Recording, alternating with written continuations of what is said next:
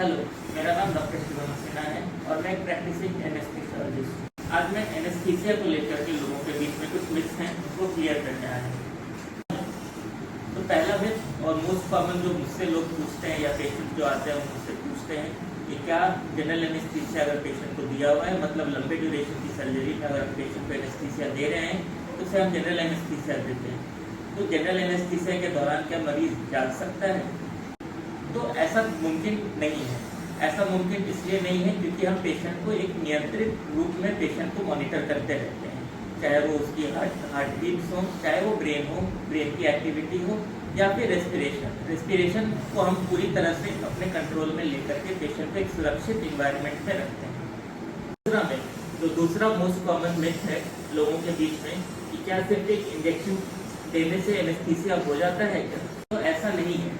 सिर्फ एक इंजेक्शन देने से एनेस्थीसिया हो जाता है तो ये गलत धारणा है।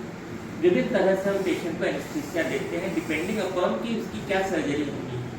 जनरल एनेस्थीसिया अगर लंबे ड्यूरेशन की सर्जरी है तो हम पेशेंट को जनरल एनेस्थीसिया देते हैं। अगर छोटी सर्जरी है तो लोकल या रीजनल एनेस्थीसिया देके भी हम पेशेंट को सर्जरी करवा सकते हैं। और तीसरा और आखिरी मिथ जो लोगों के बीच है कि एनेस्थीसिया क्या सिर्फ नींद होती है? नहीं, ऐसा नहीं है। एनेस्थीसिया सिर्फ नींद नहीं, ये एक नियंत्रित बेहोशी होती है जिसमें हम पेशेंट को एक सेफ एनवायरनमेंट प्रदान करते हैं ताकि वो पेन फ्री सर्जरी करा सकें।